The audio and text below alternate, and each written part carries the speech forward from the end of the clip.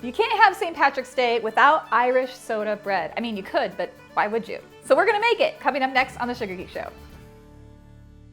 So, spoiler alert, I'm not Irish, but I did ask someone who is Irish.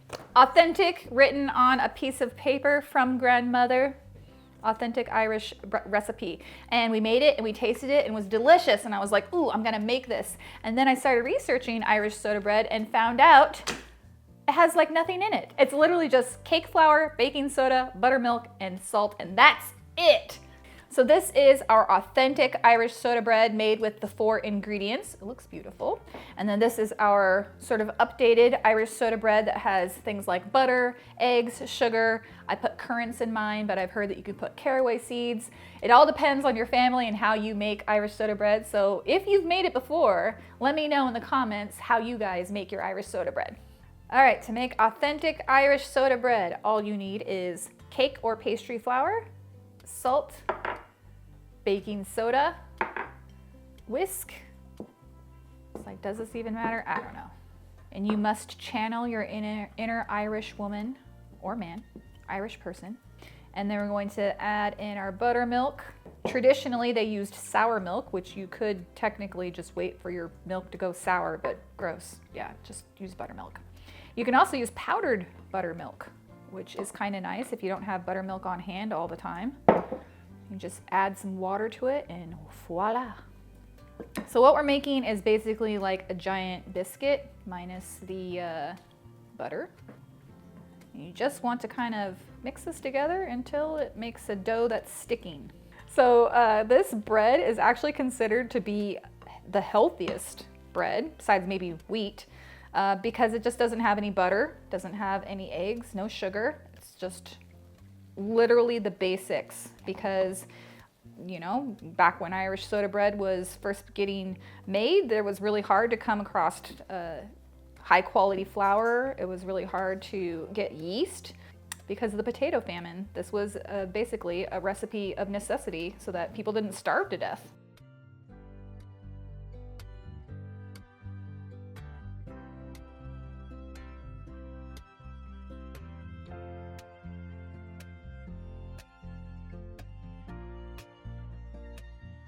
That looks authentic. Got our beautiful Dutch oven here, cast iron. This is super beautiful.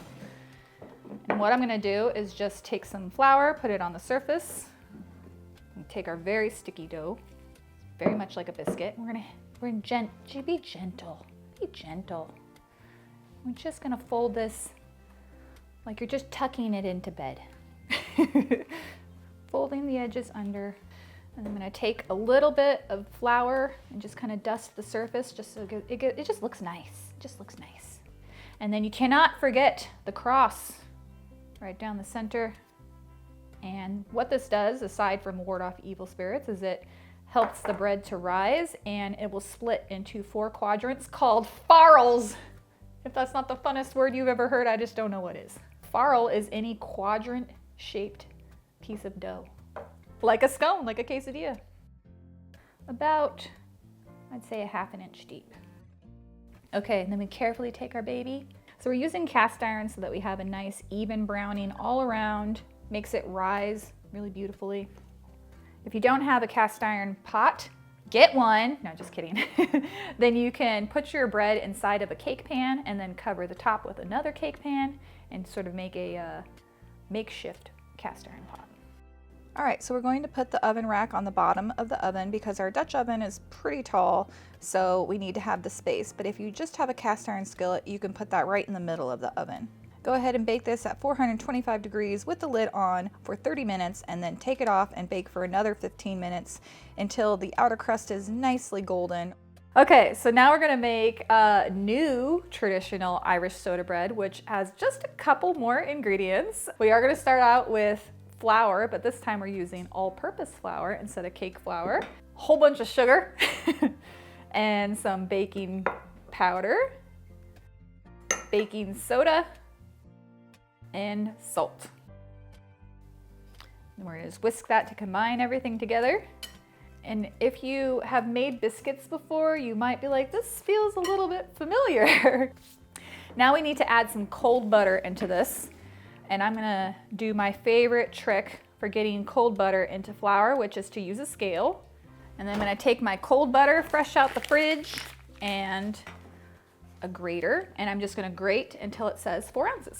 And that way the butter stays nice and cold, doesn't get warmed up by your hands, but it's basically being made into these small pieces. So we'll have a very nice and tender biscuit slash Irish soda bread. Now I'm just gonna use my hands. If you have hot hands, put your hands in ice water for like 30 seconds before you do this. Dry your hands off first, but will help them to be a little bit colder while you do this. I just want this to look like a crumbly mixture. Now I'm going to add the eggs to the milk. Give that a quick whisk to break up the egg yolk. So I'm gonna make a well in the middle. The reason we make a well is so that you're evenly incorporating your liquids into your dries. Kind of push that down in there.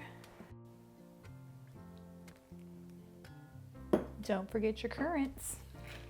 Totally optional. This recipe originally had caraway seeds in it as well, which I left out because I don't love caraway seeds, but if you like them, feel free to put those in there too. You can get this recipe by following the link up above or by visiting the link in the description. I'm going to press this into dough. Press down. It's like a mess. Oh, it's spread. It's like maybe 7 or 8 turns. It's starting to feel tough, so I'm gonna stop. Don't forget to cut your slice, your cross. Wait. Before you cut it, you're supposed to dust. All right, I'm going to put some butter in the bottom of my cast iron here. You gotta use your hands or it's not authentic. I feel like that's an authentic old school technique. All right, now we can put our beautiful bread baby into there. Oh, you're so pretty. So go ahead and put that in the oven at 350 degrees for 1 hour. And we're gonna bake this with the lid off until we get a nice golden crust, or until the internal temperature reaches 190 to 200 degrees Fahrenheit. All right, let's cut it. That's a crunchy, delicious.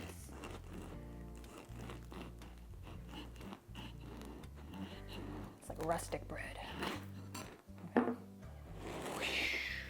Ooh, wow, that looks like real bread. This has no yeast in it. That looks like real bread to me. Definitely denser feeling though. Who needs a roll? A farl. Okay, so how do you eat Irish soda bread? Of course, you dip it in your Irish stew, or you can warm it up, put some butter on it, jam. All right, I'm gonna taste the traditional one first. It tastes like sourdough. That is amazing. I thought it was gonna be bad. It has almost no flavor though. Like, it tastes like nothing. It's got a good mouthfeel, a little bit dense, very crunchy and crispy on the outside. The butter tastes good, but it definitely needs, like, I would put jam on this. It needs something. All right, let's taste this one. Ooh, it definitely cuts a lot softer, more tender for sure. As Paul Hollywood would say, oh, it just dropped right through. Ooh, pretty. This one's definitely softer, spongier, more cake-like. This one's more biscuit-like, makes sense.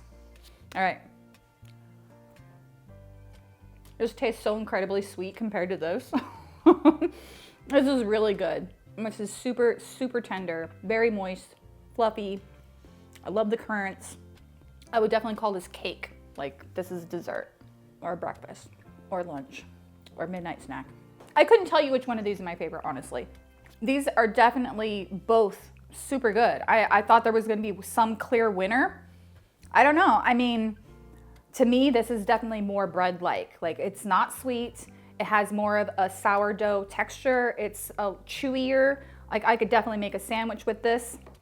This is not gonna be a sandwich. This is definitely just something you would slice, put some butter on it, eat it. This might be like more special occasion-ish, and this is like something you would eat every day. Like, we're not eating tons of sugar. I mean, I eat But most people are not eating like tea cakes every morning, right? So I guess I'm gonna have to put both recipes on the blog. You may have had Irish soda bread in the past and thought, this is disgusting. And it could very well much be that you just had a bad recipe. Normally I'm like team pastry school recipes all the time. This is what we made in pastry school. It's very firm. So I'm not thinking this is gonna be great, but we made it just to taste and compare. Maybe I'll like it.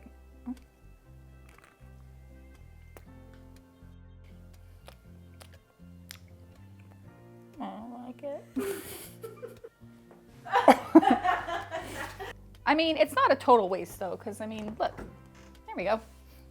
So that's how you make authentic Irish soda bread. If you want to see more recipes like this one, don't forget to hit that subscribe button. Check out my other bread recipes like focaccia bread and sweet dough. I'll see you guys next week. Bye. Ooh, taste it with the jam. That's really good.